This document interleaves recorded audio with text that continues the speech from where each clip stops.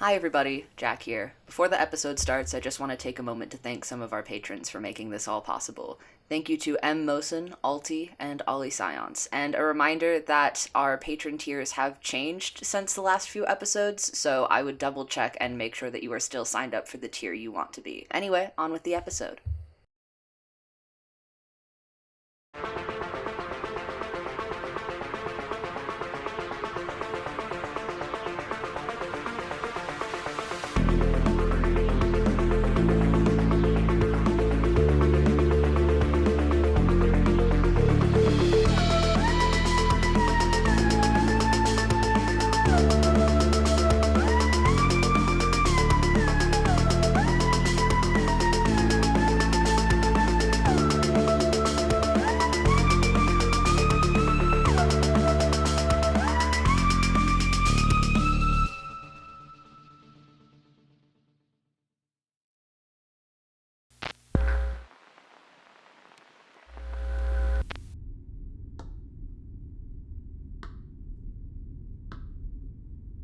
What do you know about Huxley?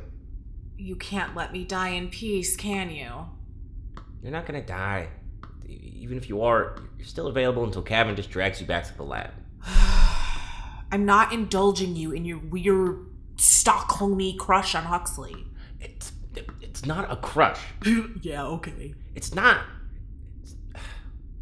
Look.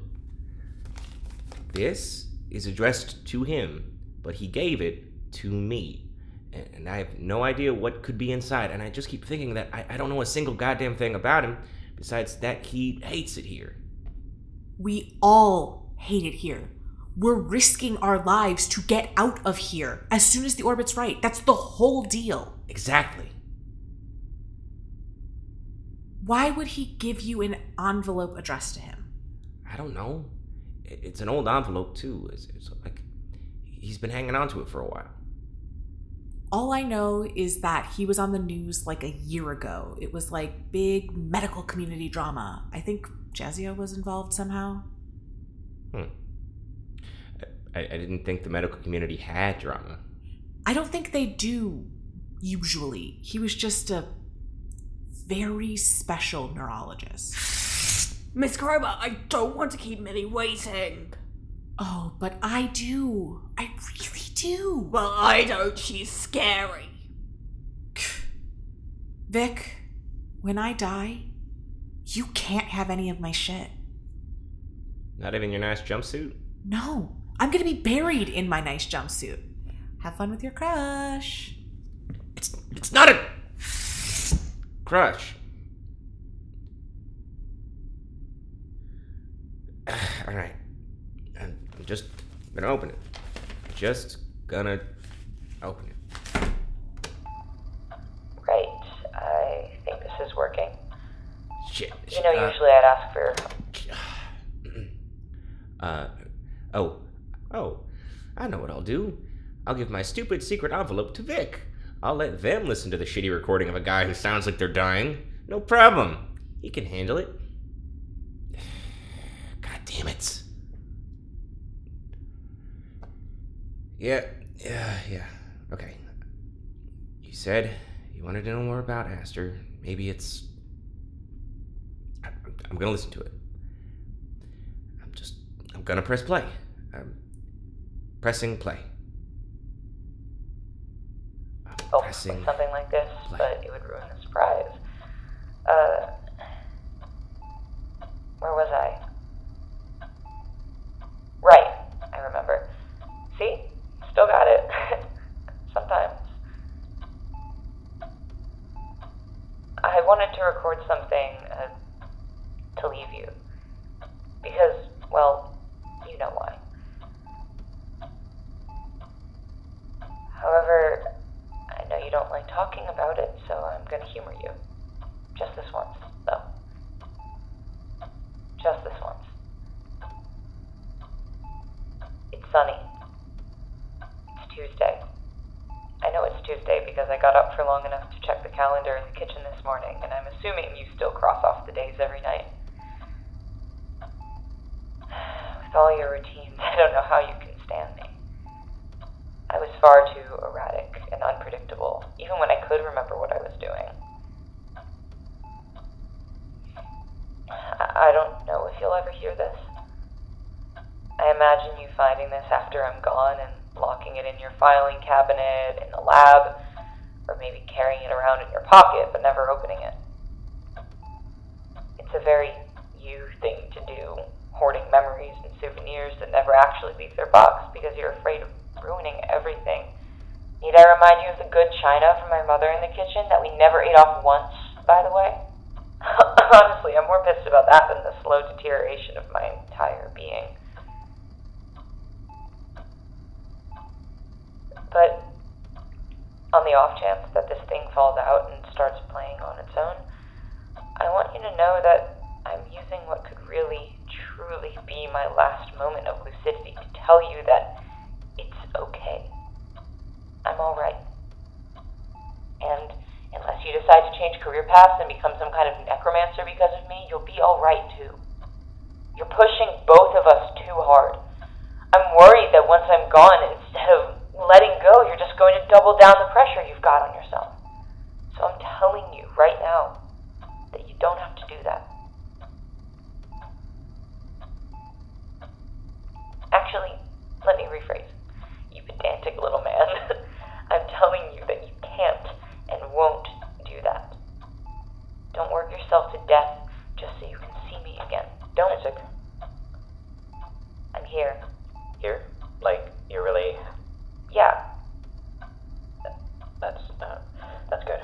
I'm glad. Hi. Hi. How are you feeling? Like I'm dying a slow and painful death. Please.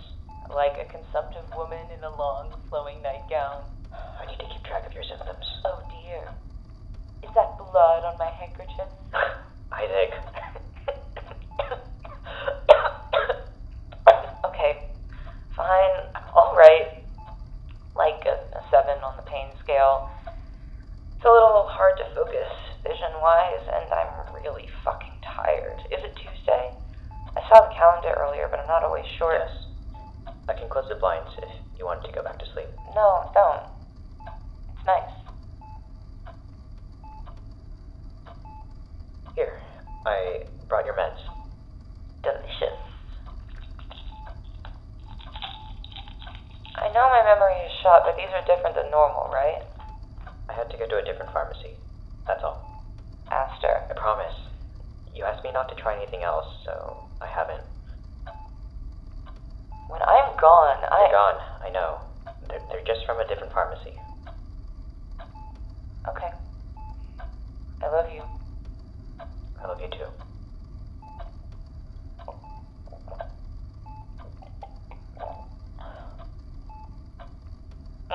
Gross.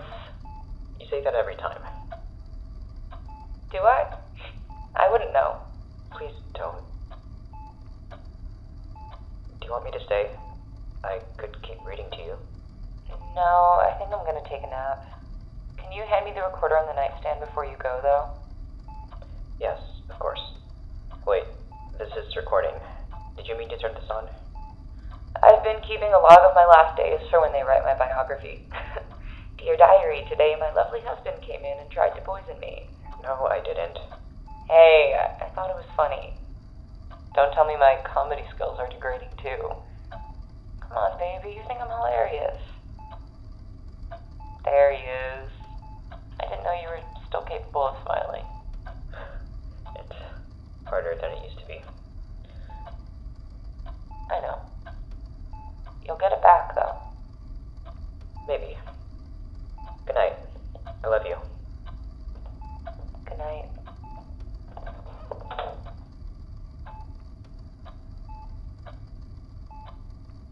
You'll get it back. But you're gonna have to try. Really, really hard, probably. That's all I want you to do. I hope you hear this. I hope you listen to it. I love you.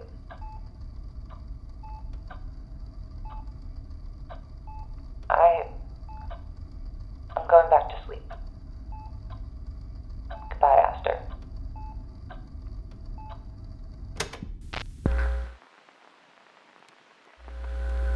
Well, this is Lucy Calvin, recording from Mnemosyne Neurology Lab at the beginning of my weapons development project using the call number GE16.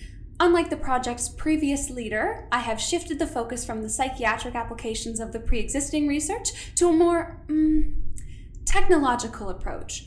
I also intend to keep these progress updates strictly business. These are for archival purposes, not for airing my own grievances. I differ from our previous leader in that respect as well. Harsh. Don't interrupt while I'm recording, Roger. My engineer and I plan on developing this, I've been calling it a memory machine. Fine, this memory machine, by programming it with a myriad of settings so that it can accomplish a myriad of tasks. Information gathering, for one, an end to lengthy interrogations, a tool for effectively translating human thought into electrical patterns that can be replicated artificially, something that greatly interests my Earthside coworkers. But today, we are trying to replicate a function of the machine that was written off as a fluke in previous trials. Its ability to effectively hinder or completely shut down cognitive function in a subject. Hey, what? At the moment, of course, the machine needs an experienced operator, as well as a subject, so we will be bringing in Algernon. The wonderful thing about that is that he's already completed this function once before. Hold on. I'm recording, dear. If you could hold your comments, thank you. As I was saying, over the next several trials, I will be recreating that function. First temporarily, then permanently. Its value as a weapon, especially once we get a prototype for a portable version off the ground, is unspeakable, truly outstanding. I know I said it already, but I really don't think they're gonna roll over on this one, Lucy. Dr. Huxley and Algernon know that their position here hinge on their cooperation, and furthermore on the success of my experiments. And they know that the success of my experiments hinges on their ability to work so closely with this technology, as well as each other. As it stands, I can't see any problem arising, and if they do, we are prepared for war. Are you seriously going to do this? This is murder. It's not murder if you still have a heartbeat. Not legally, anyway. Speak of the neurologist. Hello, Huxley. What is this? Vincent? I had her brought in earlier so that we could catch her up on our work so far, what her purpose is here. Hey, Hux, your boss is about to super brain kill me. Did you give her my name or something? What? No, absolutely not. What's going on? We're testing the machine operator's ability to remove the subject's cognitive function. Vic, obviously, is our little operator, but we still needed a subject. Dr. Vic Cavendish? Isn't our anything. Dr. Cavendish was kind enough to complete the trade we began with Jules. As soon as Vic is here, we can begin. All the things we could do here, and you're choosing murder? Why is everybody calling it murder? She'll still be alive. Not very comforting. Hux, get me out of here. Roger, untie Vincent. We are not doing this. Yes, dear. We are. Sit down. Need I remind you of how thin that ice is you're standing on? The folks who run this place chose me, their worst corporate enemy, over you. Do you really think you're in any position to order me around? This is the scientific method. You find a phenomenon and try to recreate it. You make a hypothesis and try to prove it. You find an unanswered question and you answer it. This isn't the kind of question we ask. Isn't it? No. Throwing desperate people to the wolves isn't a prerequisite of the scientific process. It's an extension of torture. We'll have to agree to disagree. We're pushing forward with this trial regardless of our personal disputes. Because as long as the two of us are living on this station, Doctor, you are following my direction. You lost the privilege to change a course of action years ago. I'm truly sorry it's taken you so long to realize that, but I'm done indulging your misery. We will begin when the guards bring in Algernon.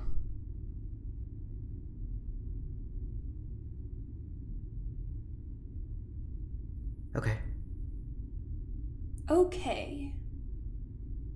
You're right. As long as I stay on Mnemosyne, I don't have much of a choice in anything. No one does. Exactly. I'm so glad you've come around. For fuck's sake. If you'll excuse me a moment, I left some of my notes back in my quarters. Of course. Hurry back. Like hell I will. What was that? Nothing, Dr. Calvin.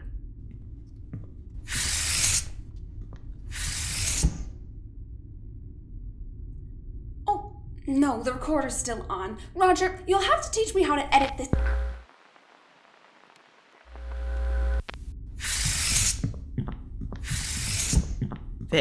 Vic, where are the others? We don't have time. We have to go. Open the envelope. We can talk about it later. There's something a little more important. Did you kill your husband? And is that why you're up here? That's not why I'm at Mnemosyne. Great. That answers one of my questions. We only got to be married for 6 months. That's hardly anything.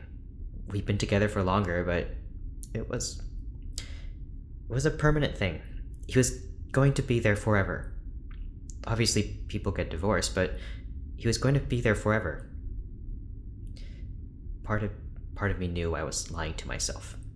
He sat me down on our third date and made sure I knew what I was getting into, that it was already getting harder for him to concentrate, and that his life expectancy was half of what mine is. But then we were living together, and then we were married, and he was going to be there forever. And 6 months later, he gets a headache that won't go away, and I'm sorry. I stopped seeing patients. I applied for every research grant I could find, and I put it all into finding a cure. I couldn't even find anything to slow it down. He kept telling me it was okay. He was okay.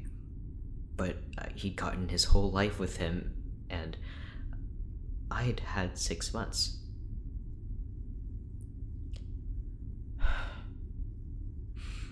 I was almost out of money, and Isaac was almost out of time, and finally I thought I'd found something. I was out of resources to run any proper clinical trials. I didn't care. In hindsight, it may have not actually been that promising, but it may have just been my own sunk cost fallacy clouding my judgment. But hindsight doesn't change what happened. Did he know what you were giving him? He asked me to stop trying new drugs on him the week before. I didn't. I wanted him to be happy. Comfortable, at least. Comfortable. He was dead 2 days later. It's unclear how much I contributed to that, but I kept looking, kept pushing. It took a full year before anyone started to question how I was still getting funding and supplies. Even longer for them to revisit Isaac's toxicology reports. Legally, I'm only here for fraud and malpractice. Right. Thank you for telling me. And if I didn't kill him, I know I let him die. If I'd only pushed a bit harder, sometimes I wonder if, at the end, I cared more about the unanswered question than I did about him. When he died, I didn't know if I was mourning my husband or my failure. When you're tangled up with a person like that, it can end up feeling like the same thing. But there's a distinction there, and it matters. It was selfish. That's why I know whatever he said on that recording was just so goddamn kind, because that's who he was, and I can't listen to it. I can't let him be kind to me. I wasn't kind to him. You're right. He was. It seemed like it anyway.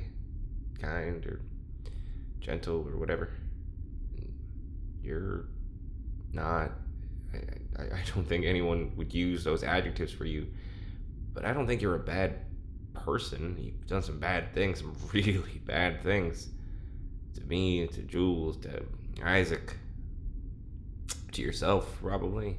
I think that I'm just... But you've also fought for people, even when you're not supposed to. Even when those people don't think you should, and you're smart, but you don't hold it over people. Sometimes I don't even think you care.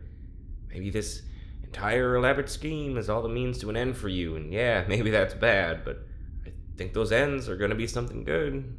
I think they could help people. I think they probably already have. I don't know. You loved him, right? Or love? I did. I loved him. But look, if being a bad person was as straightforward as doing bad things, it'd be a lot harder to like you. It's not easy as it is. I just found out you maybe possibly killed a man, and not to beat a dead horse here, but you've kind of been torturing me for the last few months. Frankly, none of us should trust you in any capacity, but here we are. I think they were right to ship me off the planet. I don't think I'm supposed to love people. I don't think I can do it without hurting them. Maybe not. I was hurting you before I even knew you. You were. I'm sorry. You don't have to forgive me. Are you gonna hurt me now? No. Well, that's something. I'm scared that I'm scared that I'll just keep hurting you. We could just go our separate ways when we get to Earth. You can't hurt me if you don't know where I am. Is that what you want? Of course not. Of course I don't want that. Shit, Aster, neither do I. What's going on? Oh, right. Things are going very wrong. We can't wait for the orbit to line up. That's what I came in to tell you. The alarm... They must have found the guard I took down outside the cell. You know, most people would lead with, I killed a guard and we have to run, instead of, I feel like I killed my husband. I tried to, and she's not dead, just incapacitated. With your upper body strength? I'm sure. Okay, get me out of here. Right. I'm trying to make things right. For you, not for him. I hope you know that. I know. I need more time to see it. Can we talk about this more when we're back on Earth? Of course. Okay. See you there. See you there.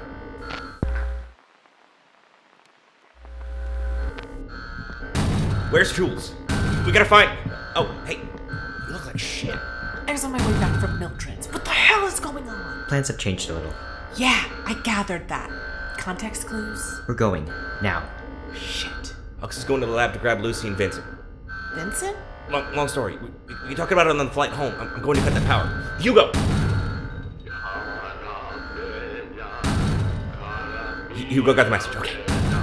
Walk with us until the hall clears a little. Sure. Shit. Can you two try and look a little less suspicious? Suspicious? You look way too awkward. You're walking around like you just got caught smoking in a school bathroom. It's the I've never adrenaline. smoked in the bathrooms. Not that I smoked in school. Right. Well, let's get out of here. See you at the escape pod. Yeah, see you there. Here's the wire cutters. I'll cover you. Going dark. You find your way to the lab, okay? Yes. And you'll get to the bridge? Yeah. Vic, Yeah? I'm going to get you out of here.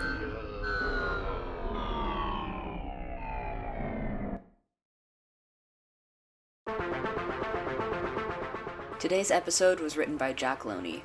It featured Leland as Victor Algernon, Varis Zima as Aster Huxley, Serina Johnston as Jules Kroeber, Finn Carter as Roger Morris, Noelle Salisbury as Lucy Calvin, E.G. Tariku as Hugo Highsmith, Rhys Tirado as Vincent, and Alex Goldman as Isaac Huxley. Our editor is Stoker Leopold, and our music is by Sloan Van Dyke. If you like what we do here and want to check out our other shows, follow us on social media, or support us on Patreon, all of that information will be linked in the description below. Thank you for listening.